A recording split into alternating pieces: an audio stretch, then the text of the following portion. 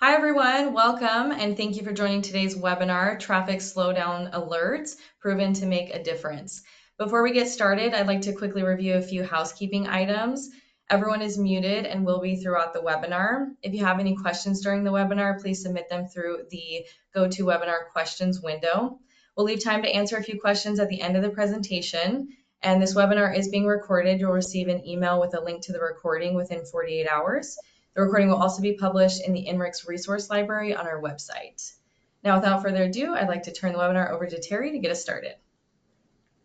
Thanks, Janae. Hi, everyone. Welcome. I'm excited that you're all here today. I'm Terry Johnson. I'm the Director of Public Sector Services at INRICS.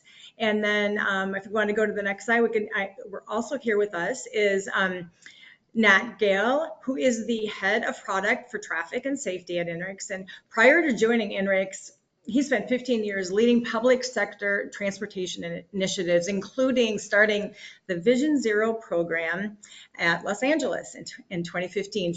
Oh, they can see who Nat is. And then Brenda Columbus is here. Now, Brenda is the product manager for DriveWise, and she's led the initiative with 15 state agencies to implement these services. And then last but not least, John McAdam, who is the owner of McAdam Consulting, but previously held various roles for over 16 years at Ohio Department of Transportation, ultimately serving as the administrator of the Office of Traffic Management. So we are today going to explore how INRICS and DriveWise are working together to deliver real-time alerts to truck drivers and for unexpected congestion and sudden slowdowns. And we'll also dive into some of the exciting results from this collaboration. So we are going to start with two quick poll questions. And let's first is to see who's in the office, who's in the audience, and then we're also going to do a little icebreaker. And hopefully everyone can see the results. So we have a lot of public agency people on. Yay! I want to know who the other are. Who are the other? I'm just curious. And thanks everyone for participating in the poll. We appreciate it. Now our next poll is, what is your favorite road-related song? Now, I know there's a lot more songs than these, but come on, someone start voting on what your song is. I don't want Life is a Highway to be at the top just because it's at the top. I wanted to see Hit the Road Jack on here. Did you? Yeah, what happened? Oh, maybe even okay, well, I think it got cut off. Maybe yeah. I think it got cut off. Scroll down. Yeah, there's more if you scroll down. Oh, is that what it is? Oh, we can't see all of them. Brenda, what's your favorite, at least of the ones that you can see here? I would have to go probably with one that is not on the list. Probably 6 Days. 6 Days would be my favorite. And by who? I don't know. Oh, that one is Sawyer Brown. Okay, John. From this list, which it has to be AC/DC for me. Sorry, it's the only one on this list. I'm with you. That's mine. Okay. Now, Nat, I know yours isn't on the list. Well, no. If I had to pick, I'd throw some love to Cake, The Distance, just because it's not getting much love in the voting right now. And that was that album was formative in my youth. So yeah. I don't want to age myself, but you know, AC/DC. That's all I have to say. All right. Well, okay, we're gonna get serious now. Well, maybe. Well, let's get started. Let's get started here. So, next slide. Everyone saw this already, so let's go. So if you can influence, I know you can all read this, but if you can influence freight truck drivers to brake at just the right moment, would you? The answer is, of course, yes. Well, that's kind of what we're going to be talking about today. With millions of commercial vehicles on the road, even a small change in behavior can prevent thousands of crashes each year. And this is one of the reasons why INRICS and DriveWise partnered together, because we've saw an opportunity here to make a difference. So let's go to the next slide. Brenda, what's so different about trucks? Thanks, Terry. Commercial vehicles are big. They're 20 times the size of a passenger car. Their size and their weight makes it really difficult for them to stop. At 65 miles an hour, it can be the length of 2 football fields to come to a complete stop at highway speed. So they're harder to slow down and they're harder to stop, and that means they have less time to react to changing road conditions. Could be unforeseen slowdowns in traffic, could be work zones. There's a variety of things that trucks encounter every day, and they just need more time and more space to safely navigate them. Trucks are such a significant component in the frequency and severity of accidents nationwide. CMVs still have double the crash rate of passenger vehicles in work zones, which is really significant. And the number of fatal crashes that involve commercial motor vehicles still continues to grow. The impact and the cost of an accident when a commercial motor vehicle is involved can just be catastrophic so easily. But commercial motor vehicles, they have a tough job. They navigate all the same road challenges as passenger vehicles, but they have to do it with all of the passenger vehicles moving around them and trying to jockey for position. So they just need that extra time and space in order to navigate these hazards safely.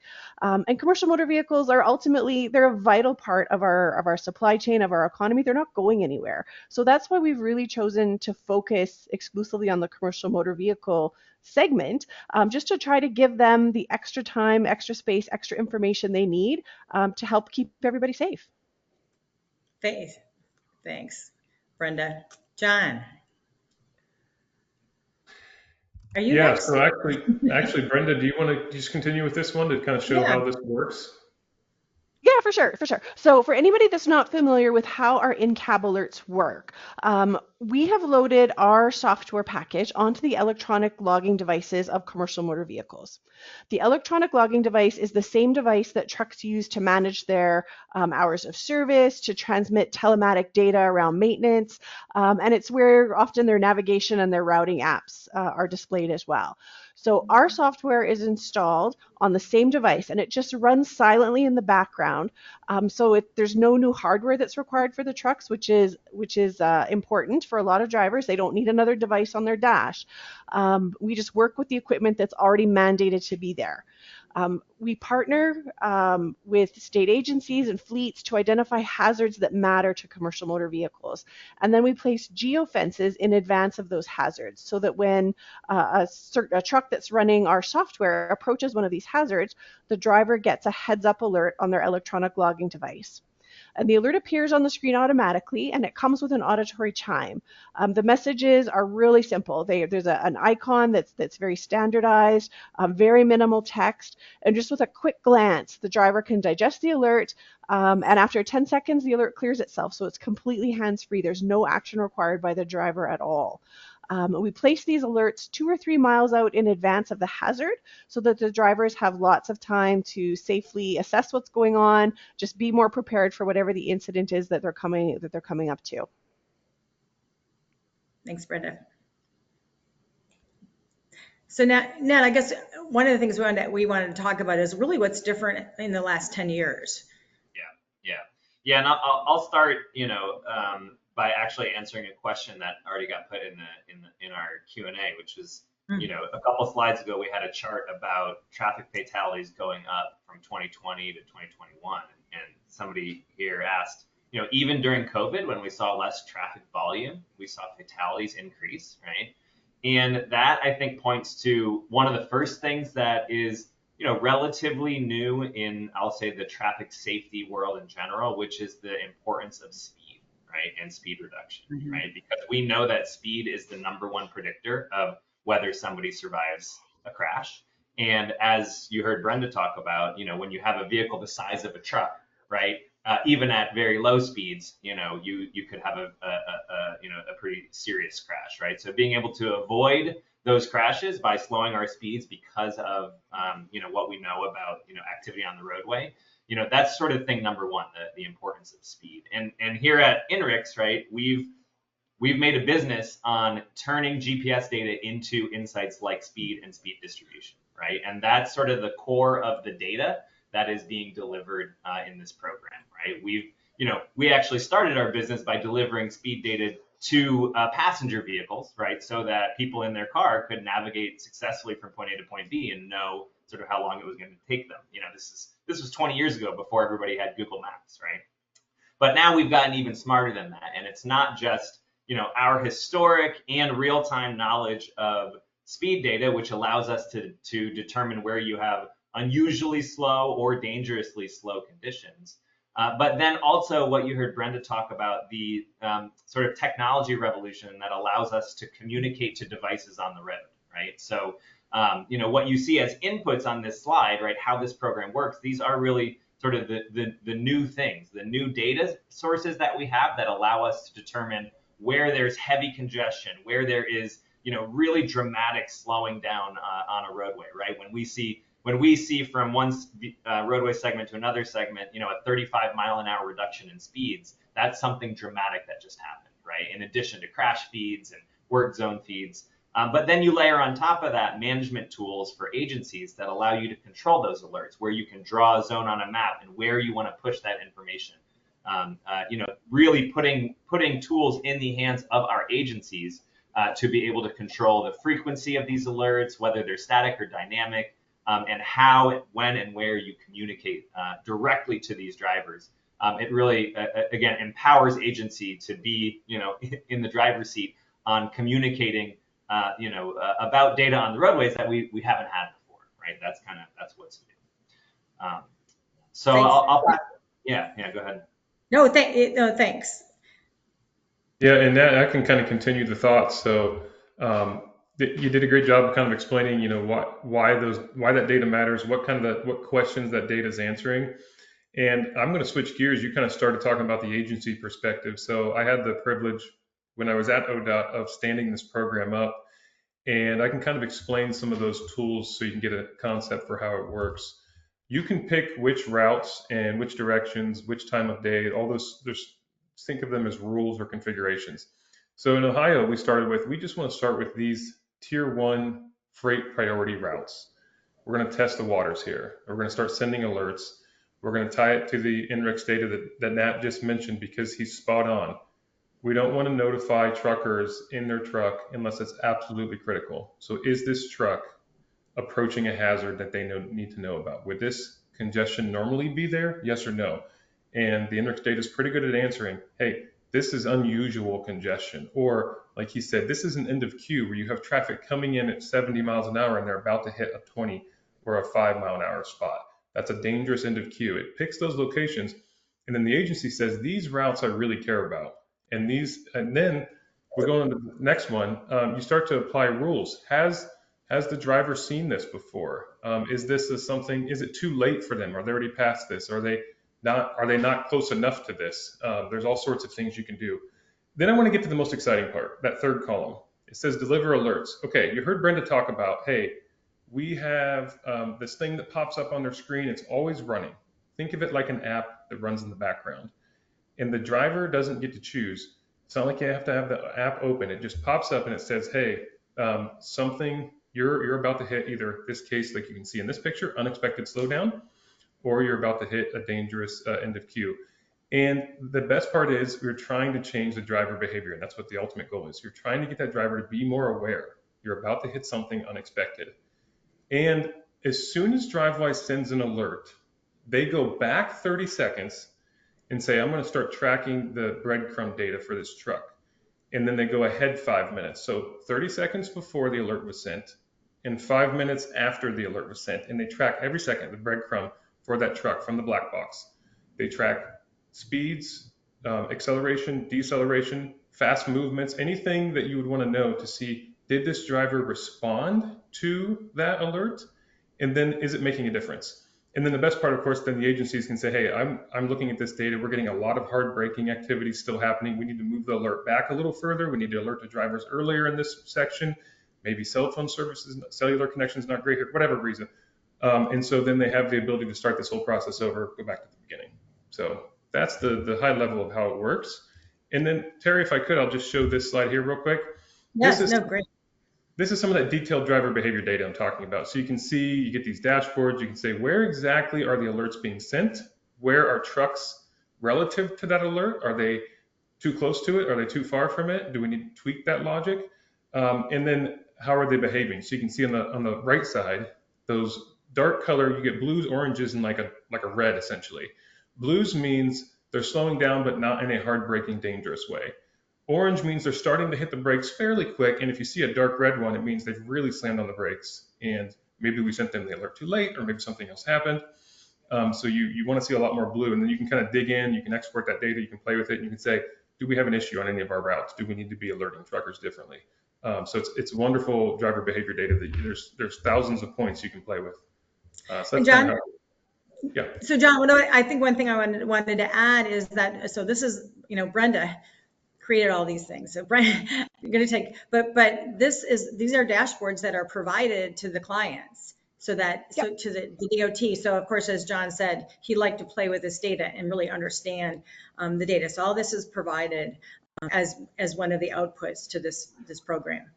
Yeah, for sure. The image that you're seeing on the left-hand side of your screen with like the blue bar charts, that's really program metrics. That's how many alerts we're delivering, where we're delivering them, how many unique trucks we're reaching. And then the right side of the right side image is really more around the program analytics or the behavior analytics. So what are drivers doing in those 330 seconds after they get the alert? And really, essentially, we're looking for the absence of hard braking, right? Because the fewer hard braking incidents you have, the lesser the chance of extra secondary collisions happening. And we're going to get into some of these details in a bit, some additional details in a bit on a study that was done. So next slide. Here we go. We're going to get into some of the research. So John, I think you're taking it from here. Yeah, great timing, Terry. It's like you knew that was coming. So at this point, we're done talking about kind of how it works, from both the driver perspective and how it works from the agency perspective. Now we're going to change hats, and we're like Terry said, we're going to talk about, okay, does it work? And let's look at some initial findings. So we're going to look at 3 studies. And 2 of them were done by the University of Purdue. One of them was done by Cleveland State University. 2 of them used State of Ohio data, ODOT data, and one of them used State of Indiana data. And between the 3 of them, they looked at over 20,000 unique alerts, over 800,000 unique truck data points, and they came up with all sorts of conclusions. And let me just quickly, at a high level, walk you through the methodologies and kind of the approach they took, because they were all somewhat different. The Purdue study for Ohio was they took that driver behavior data that we talked about in the dashboards before. They, if you're familiar with Darcy and his team, they wanted the raw data. So they took the raw data and they looked at the breadcrumb data and they said, okay, did drivers change behavior? Did they slow down at all when they received the alerts? And it was almost just a purely analytical look. Driver behavior change, did it happen? Are we changing driver behavior? Okay, that's the big question being answered in that one. The second one, the Cleveland State one that was also on ODOT, that was a mix. So one thing they did was they went out and they actually surveyed truck drivers. They said, do you get these alerts? How do you feel about these alerts? Do you think they're effective? So more of a, let's talk about it. And they sent out a couple of dozen grad students to, what was it, Brenda, like 15 rest areas across the state. And they said, hey, do you use DriveWise? Do you use something else? Do you like it? And you'll see some of the survey results. So that was a very, let's go talk to people type of study. And then they also did a bunch of before and after. So they looked at, hey, 2 years before Ohio turned on these alerts versus 2 years after. They cut out COVID in the middle and they said, did we make a difference to truck incidents, truck mobility, these types of things, secondary crashes? And they said, did we make a difference? And then the third one, Purdue did another study on the data in Indiana. So they also used the driver behavior, the breadcrumb data. But in addition to that, so they answered a lot of the same questions. Did drivers react and change their behavior after receiving the alerts? But additionally, they overlaid dash cam videos. You'll see some of it to double check, what are the conditions the driver sees from a dash cam view when they would have received this alert. So they did some QA. They overlaid camera images from dash cams on top of the driver behavior data to come to some of the same conclusions. So that's a high level of how the 3 research studies did their process. We can get into the results. Let's dig in. Let's do it. Okay. So we've kind of grouped these results. You'll see in somewhat, different groups. Like this one here is we're starting with safety. So have we seen a safety impact? And this, I believe, was from the Cleveland State study. They did a before and after. Before, how were commercial vehicles behaving in the state on all these corridors where they did not receive alerts? Take out the COVID years. And then afterwards, when volumes returned to normal, what happened with the crashes? Thankfully, secondary crashes went down. And this was, again, across the state of Ohio, every road where we turned on these alerts. Now, can we say for certain that all of these crash reductions were from these alerts? No. But can we say that these alerts impacted these crash numbers? Yes. So this was an encouraging result. Safety improved. And no surprise, everything else, like this is about delay in mobility, also improved. From this Cleveland State study, and I do encourage people to actually go look at the 3 studies. They did a lot of data analysis, and this is about, hey, driver, congestion. How often is somebody stuck in traffic? And a noticeable reduction in delays on these truck routes, which was encouraging to see. No surprise, when you reduce the number of secondary crashes, you reduce the overall delays. The other great thing about this study from Cleveland State is they took the standard CABCO, CABCO, that crash, when you estimate the cost of a crash to society, they put the crash reductions from these drive-bys alerts into that model, and they estimated ODOT saved over 14 million, so got over $14 million worth of benefits because of those crash reductions. That includes, in a 2-year period, again, this is a conservative approach. They use the naive approach, if you've ever used that model, which is the more conservative approach. They calculated at least 2 fatal crashes were saved, at least 4 serious crashes were saved, 26 minor injuries, 35 possible injuries, and 212 non-injury crashes. You bundle all that together in that model, and that's over $14 million worth of savings. That's an ROI of over 22. And again, that's a conservative approach, and that's from 2 years worth of data. So very encouraging results on ROI for the agency. You spend that money, you get a lot more on safety return. So that's 2 ways there. Now let's switch gears. You can even extend the savings model. The study didn't necessarily do it, but you can think the logic through fairly easily of what that means to a fleet as well. From the fleet's perspective, just avoiding the costs associated with a crash for their own purposes is tremendous. Yeah, that's a good point. We were thinking. I just want to, I mean, and one of the things I know that you've integrated this data in a number of different ELD device company devices. Yep. Over 100, right? That are Yep. using this tool. So. Yeah, and maybe this is a good opportunity to ask a question that somebody put in the chat. Brenda, if you could maybe just expand a little bit more on who are the users of this tool? How do they get access? Who are the sort of the in-truck users? How does a fleet get access to this? Okay, so the fleets and drivers can access the alerts through our DriveWise free program, which is part of the software that's embedded on their electronic logging devices. So it's just a free service that they need to activate.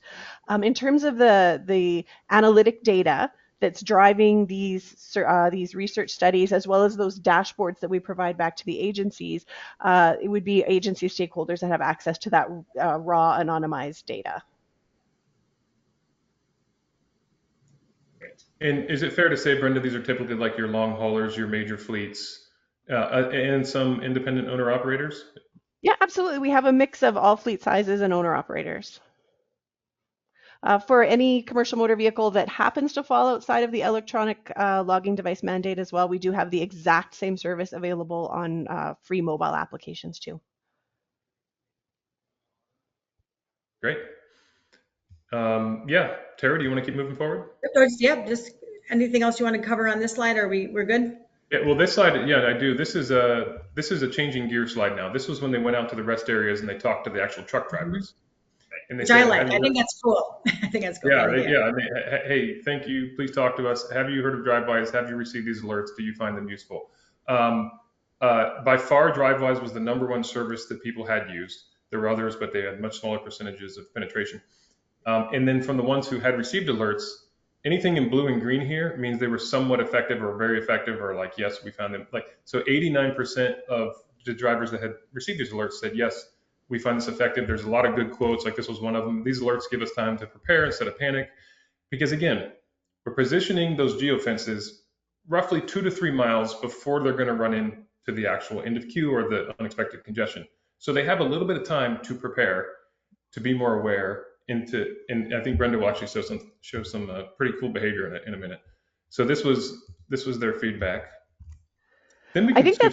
that's I Yeah, think go one of ahead. my favorite aspects of the Cleveland State study, because we've always felt that giving drivers that extra time to respond to hazards would be a good thing. We've always felt that they would be effective, but knowing that the drivers valued them, that was heartwarming.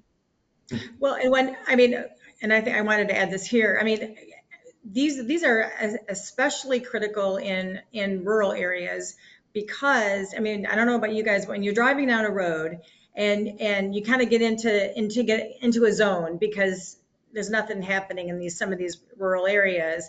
But then when there is something happening and you get an alert, it's going to wake you up. It's going to make Yep. you aware. And even if there isn't something right there at that moment, your awareness factor is going to Yep. be peaked. You're on guard for sure. Yeah, exactly. All right, next. Yeah. All right. So if you didn't like pie charts, we have bar charts for you now. So a lot of charts on a Wednesday, but these ones also tell a good story. Now we're switching gears again to looking at the different alert types. You heard Nat talk about those two different types of alerts, and Brenda mentioned it: congestion alerts and dangerous slowdown alerts. And what this chart, I actually really, really like these results. These comes out of the Purdue studies. They are answering the question: do drivers change their behavior after receiving these alerts? So if you think about it, the y-axis is the percentage of trucks. So how many trucks do something? How many trucks lower their speed? And on the right is how much do they lower their speed? And so if you go far enough to the right, it's basically, did they have any behavior change at all? Did they change their speed at all? Like that looks like a half mile an hour. So did they even take their foot off the gas, right? And the answer to that is about half. Half of the trucks or more are at least slowing down. Is this within 30 seconds, I think, Brenda? So I think this is within Yep. 30 seconds. Within 30 seconds of receiving the alert, they're at least slowing down a little bit and looking around.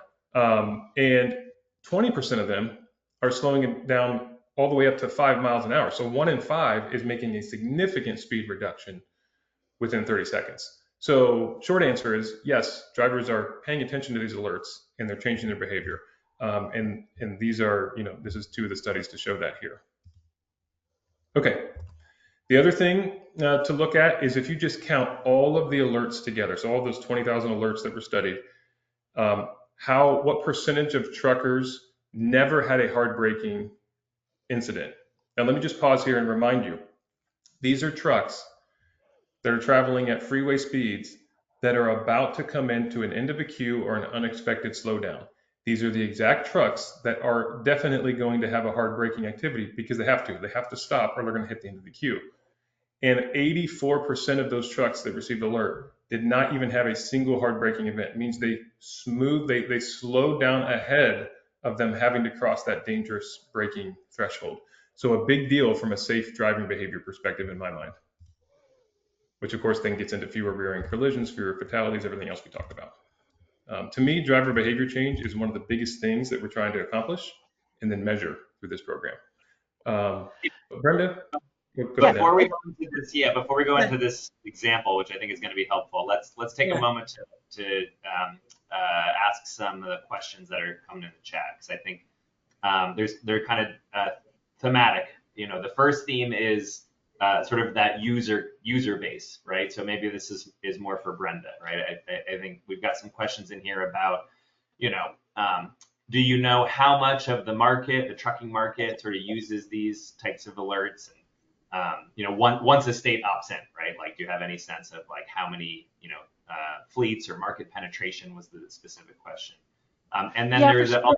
also, I'll stop there. Let you answer that Yeah. first. Yeah, for sure. So we know that our software is available on most ELD, all the major ELD manufacturers.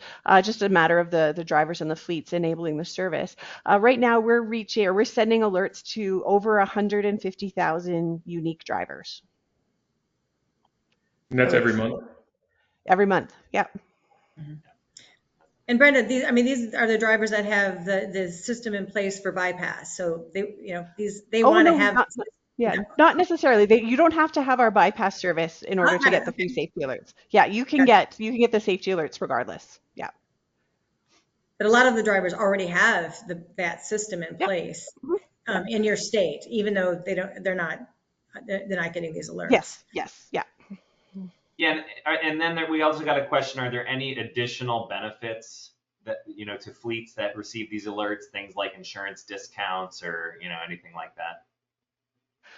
Yeah, for sure. I think there are probably some insurance benefits. I couldn't quantify them off the top of my head, but we also do provide some analytic data back to the fleets that opt into the service. So Mm. while we aggregate and anonymize all of the data that we send out to our agency partners, we do provide some driver-specific information back to the fleet managers so that they do have the ability to understand who's encountering these alerts, if they've triggered hard braking incidents, that sort of thing, so that they can look for coaching opportunities. Very cool. Awesome. And then one last question for Brenda before I shift my fire to John, and that is, do you know any application of this at signalized intersections as opposed to just interstates? Right now, we're focusing on controlled access roads, so interstates and other controlled access. Yeah. Great. Great. Okay. So then, John, there were a couple of questions specific to the studies, right? What is the definition of hard braking? Any insights on why 11% of the responses deemed the alerts ineffective? Anything other than, encouraging folks to go check out these studies for themselves that you would want to highlight from those questions? Yeah, the Purdue study specifically gave very detailed, I think it's like 0.25 m over s squared, and there's the one that's, if you do it in the G, I don't remember the numbers. I'm just gonna probably lie to you on accident. So you should go look at they Yeah. definitely, what I can say now is they definitely drew a line in the sand and said any decelerations below this line are defined as hard braking, and they have the numbers in the study, so you can go see. And then what was the second part of your question was like the 11% that. Yeah, the 11%, I would imagine there's probably some qualitative responses in the study that, detail, why folks said that the alerts were ineffective. Again, Oh, I would have lots of theories as to why people might say that. Yeah, like I just don't bother me. Don't tell me. Yeah, I yeah, mean, I'm impressed that this 89% of them said that they're effective. I couldn't tell you all the reasons from a psychology perspective, but yeah. exactly. I would say the inverse of the 11%, that 89, it's just it's so telling, right? That's a large majority. Okay, my last question for John, and then we can move on to what I think will be a really helpful example for Brenda. John, you talked about, when you were at ODOT implementing this program, you obviously didn't have the benefit of all of the research that you just went over, right? And so, how did you justify, implementing a new program like this? Sort of what were your both like theories and, justifications that you used to? Yeah, it's a great question. Beyond the fact that we just love to play with technology and we were just trying to give innovative That was safety alerts. that is John. That is John. If you know John, Yeah, I worked with him yeah. for I many mean, that was years. a big driver. But honestly, here's the justification. We did have to justify it. And here's how we justified it. We spend a heck of a lot more on our ITS program. Tens of millions of dollars on even just maintaining cameras and message boards and everything else. And so we're going to spend a couple of $100,000 to send safety alerts to thousands of trucks that are driving through. And we're able to target. One of the biggest things that convinced me personally, Nat, was all the other messages we send to people are by chance. What I mean by that, you have to by chance drive under a sign at the right time, at the right location with enough warning, and that sign doesn't move. You have to by chance log on to our 511 or ATIS website or open their app when it's useful to you at a specific time and location. There is no chance or luck in this system. We have connected real-time data that has all the historical stuff you went through, Nat. It says this truck driver is approaching a hazard that would not normally be there. He needs to know about it, and it is not by chance. So that is what convinced us. And then, of course, once they started talking about, we can tell you if it works, we can give you driver behavior back. That always kind of annoyed me about things like Waze and other places we would send our data. We didn't know how many people were receiving the alerts. We didn't know if they were changing their behavior. With this, we did. So between the driver behavior feedback and we can kind of target people that need to hear it, those were the two things that convinced me. Thank you both for allowing a quick interrogation. Hey, thanks for taking care of that, Nat. Awesome. Yeah, Brenda, go ahead. I think we're going to get into a more Yep. specific example here. Yep. Yeah, all right. So this image and the one you're going to see on the next slide came straight out of the Purdue University research using the Indiana data. So again, they were trying to answer the question as to what drivers are doing after they get the alert. And if we just think back a few minutes when John was talking about how we collect that black box data, we collect geolocation and speed from the truck via their ELD because we have that unique two-way connection once a second for 330 seconds. That's 30 seconds before the alert's displayed in the truck and 5 minutes after the alert's displayed in the truck. So they took one specific example. So this is one data from one particular truck where they plotted the speed at the 330 points along the route that truck was driving. And that's what you're seeing in that colorful line along the road there right now. So the colors of all of those 330 dots, and they're kind of all overlapping because it's all squished up, but that reflects the speed that the truck was driving. So the green dots are free-flowing freeway speed, so over 55 miles an hour, over 65 miles an hour. Where the congestion starts to happen, the colors start turning to yellow and then red and ultimately to the bright pink when the traffic flow or when the truck starts to slow right down. So what's really interesting is when we take this one route and then flip it the other direction and plot it differently. So this is the same 330 points plotted in a different line. So rather than tracing the road, we're looking at how fast the truck was going over the course of those 330 seconds. So the first little chunk there, the first negative 30 seconds is the 30 seconds that happens before the alert's displayed. You can see the truck's just driving along at freeway speed. You see that just after the alert's displayed, there's a brief deceleration, and then they come right back up to cruising speed, and then ultimately they slow down more distinctly towards the end where they actually reach the congestion. Keep in mind that we're delivering our alerts 2 or 3 miles in advance of the actual incident. So you may not actually see the event that's happening on the road that's slowing traffic. So what the Purdue team did is they gathered images from front-facing cameras of vehicles that were traveling on that exact road at that exact time, the same as the truck, and were able to kind of correlate that to understand what the truck would have seen. And the 4 images across the bottom correlate to the 4 callouts that are on that line graph. So you can see that when the alert was actually delivered, traffic was completely free-flowing, but they slowed down anyways, which is really cool. So you can almost imagine the alert pops up on my electronic logging device reflectively, or we're out of reflex. I'm going to take my foot off the gas. I'm going to look around. I don't see anything. I come back up to regular travel speed, but you're re-engaged. You're aware. Yeah, Aware, exactly. Right? Yeah, exactly. You're more prepared for that slowdown event that you're going to encounter. And then you can see as the images progress towards the right, the congestion actually builds, and of course they have to slow down much more dramatically. Ultimately, their speeds drop to, sometimes they're a stop, sometimes they're below 15 miles an hour. But it's that first little dip in the green line that showed that the driver reacted to that alert, even though there wasn't an event on the road that they could see at that exact second. Thank you. I think that's just such a great slide. Courtesy of the kind folks at Purdue. Mm-hmm. Yeah, so in terms of scale and growth, this program has been around for a few years. Our traffic congestion alerts are deployed in 15 different states, and we're just continuing to grow year over year. So in the last 12 months, we increased the number of alerts that we're delivering by 150%.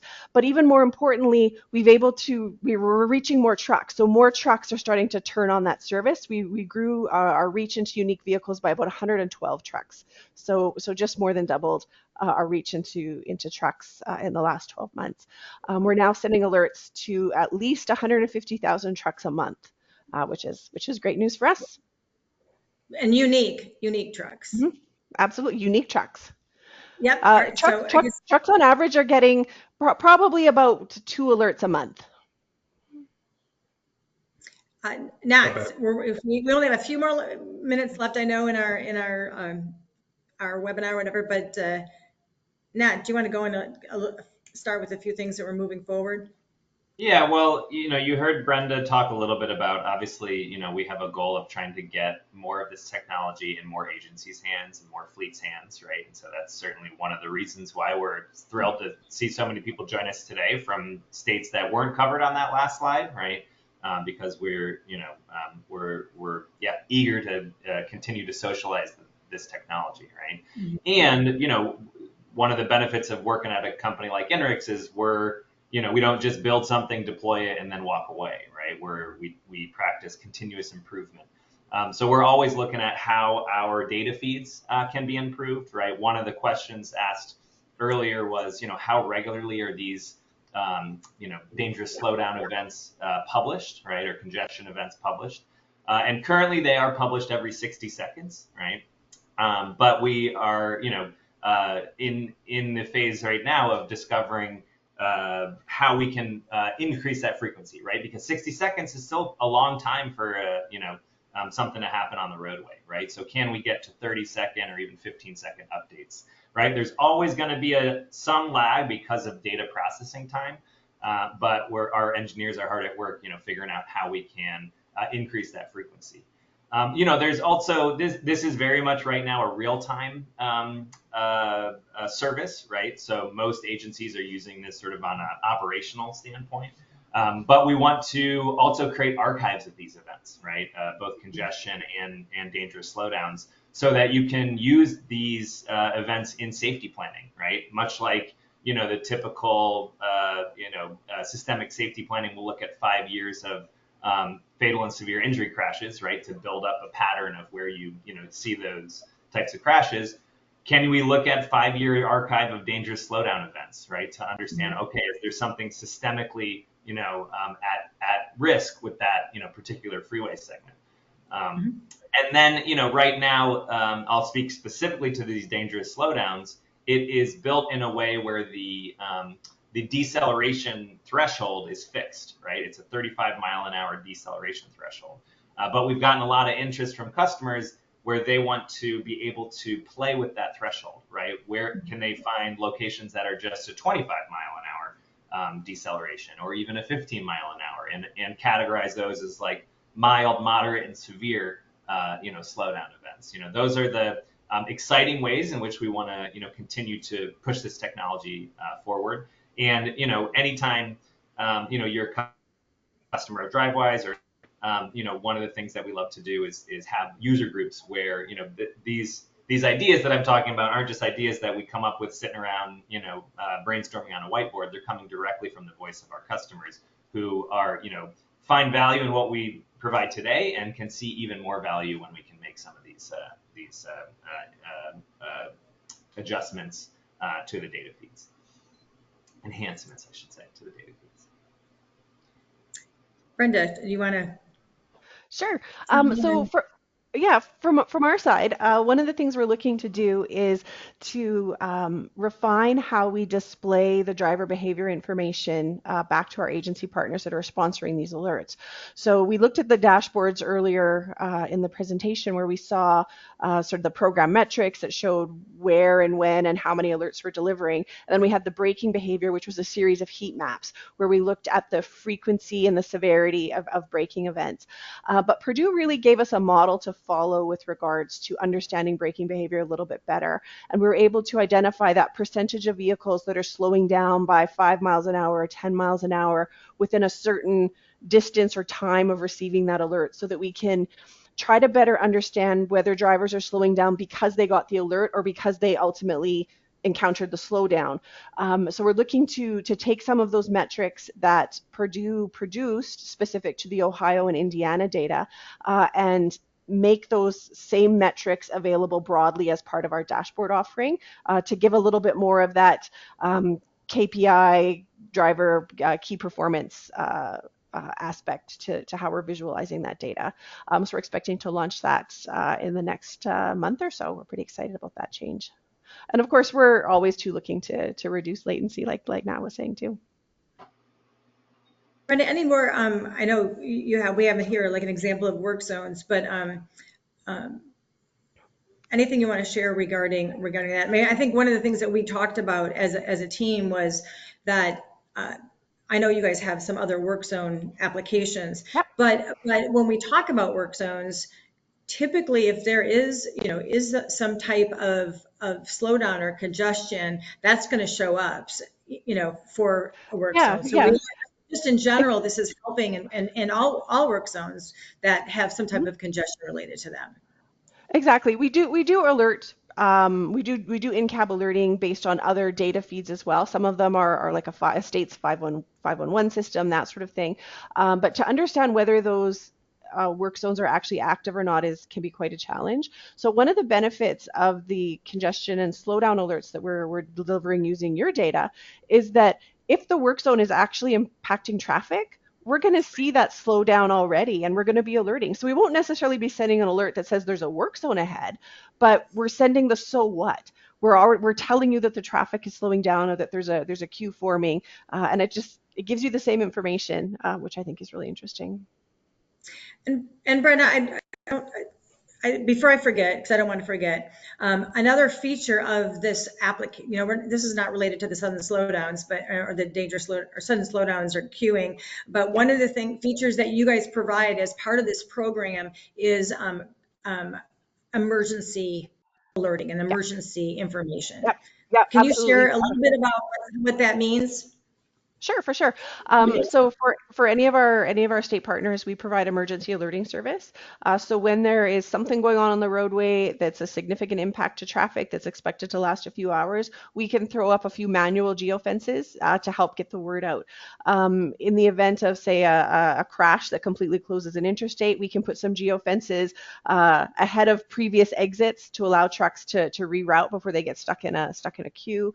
With regards to environmental things like floods or tornadoes, we're able to help states direct trucks onto appropriate routes, because often if an interstate is closed, they can't rely on a Google suggestion of what road to take because they're going to get routed onto a road that maybe is not suitable for a big truck.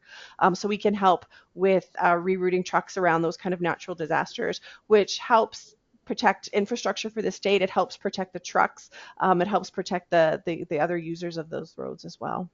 And We that's do also have, yeah, we do also have an integration. Sorry to cut you off. We yeah. also do have an integration with information logistics. So any of the information logistics customers that are using their help alerts, which is a system that allows the agency to distribute traffic-related wireless emergency alerts, we can pick up that same data and dynamically create in-cab alerts with the same information, which is pretty interesting. Yeah, they set up a communication system, a way to input that information into the Help Alert application to help communicate with Drivewise and the truckers. Yeah. So both companies, I know I've been passionate about even before joining INRIX on some of the stuff that they've been working on. So I think that's been exciting. Thanks, Brenda. You're welcome. Yeah, I've got a couple of notes just from, again, Oh, monitoring. yeah. So first, this is probably mainly for Janae, but we've got a lot of interest in the different studies. So if we can include a link to them in the sort of follow-up email that goes out to everybody who attended, I think that would be very well received. So let's just make a note of that. And then I think this is probably for Brenda. There are a couple questions about standardization of messaging and whether agencies, can choose their own message for the alert or whether that's all standardized. Can you maybe talk a little bit about, where and how agencies have control or choice over what messages are being displayed? For sure. So for the traffic slowdown alerts, we do use standardized messaging, which is sudden slowdown ahead or congestion ahead. Use caution, and that is a standardized message. We do have the ability to do more custom things with some of our other services, such as the manual geofences that will reroute trucks around, hazards, or emergency alerting as well. So there's a bit of a mixed answer to that one. Now, I want to jump in. There's a question here that I like. It said, did any of the studies examine if slowing of these commercial vehicles that are using DriveWise cause commercial vehicles who are not using DriveWise follow behind and stop slow and to avoid rear end collisions? And I know in calls that we've had together as a team, we've talked about how it's probably, I don't think there's been a study because it's hard to study if you're not connected to the other trucks. However, if you see a truck slowing down, I think most people around start slowing down because they, a truck. But what do you have? What can you share on that? Yeah, absolutely. None of the three studies we've talked about today have specifically looked at that. But we do have the sort of that common sense feeling that when trucks start to slow down, the vehicles around them slow down as well. One of the other things that we're going to be exploring in the next few months is the ability to collect data from trucks that aren't receiving safety alerts. So that would give us sort of that A/B comparison as well, just to do future studies. So it's definitely an angle that we're very, very interested in. Oh, that's interesting. I didn't know that. Yeah. Now, were there any other questions that we didn't? And please, everyone, if you have any other questions, you can put them in the chat. I think Nat, you were on top of it. There's one. The latest one was just a question about distinguishing slowdowns between general purpose and HOV hot lanes. And so, that is, right now today, we are able to do that on lanes that are mapped as such, right? And then we're actually in about a month releasing issuing a release that allows us to actually monitor speeds even when the lane isn't mapped as such, right? So our engineering team is able to, using our sort of historic intelligence, understand when we see certain GPS points traveling at a different speed than others. We can identify that that's an HOV or hot lane. Right, not the non-barrier, right? Lanes. Yeah, I'm curious, Brenda, if you have any other sort of experience with HOV hot lanes. Yeah, we're doing it now where we have barriers for sure, because we can map them as separate corridors. So as you start bringing in the data that talks about the barrier-free lanes, we'll need to take a closer look, but it's intriguing. Yeah. Love it. I think we've answered most of the questions. Don't be shy, everyone out there. I know some of you on the call, and I'm sure you have some questions. But if not, here is our contact information. So please feel free to reach out to Brenda or to me, and we will, not some questions today. So please feel free to reach out to us if you have any more questions that you want answered. And now, did you see the last? Yeah, it's just a note that says in December 24, Driveway announced the availability of virtual lanes in California, Michigan, and Nevada. Yeah, those are the virtual signs, so the manual geofences. We actually have that service deployed in about another 12, 15 states as well, including the 3 that you have listed there. So that's just another service that falls under our Smart Roadways umbrella. All of those alerts available to drivers for free. Yeah. And that person asking that question looks like they're from the Nevada DOT, so very relevant. So. Thank you for bringing that up. Great point. Janae, do you want to take it from here? Yeah, absolutely. Thank you, John, Brenda, Nat, Terry. It's been an insightful panel exploring real-world impact of smart roadways alerts on truck drivers and how we're continuing to advance smarter, safer roads together. And a big thank you to our attendees joining our webinar today. As a reminder, this has been recorded and you'll receive an email with a link to the recording within 48 hours. For those who asked for case studies, we will also follow up on those as well. We'll send you an email. And like Terry said, if you have any questions in the meantime, please feel free to reach out to Brenda and Terry directly. Thank you all so much for your time. And this concludes today's webinar. Thanks, everyone. Thanks, everybody. You tell we're passionate about it. Thanks, John and Brenda. Oh, thanks, you guys. Hey, everybody. Have a great day. Bye. Yeah, take care.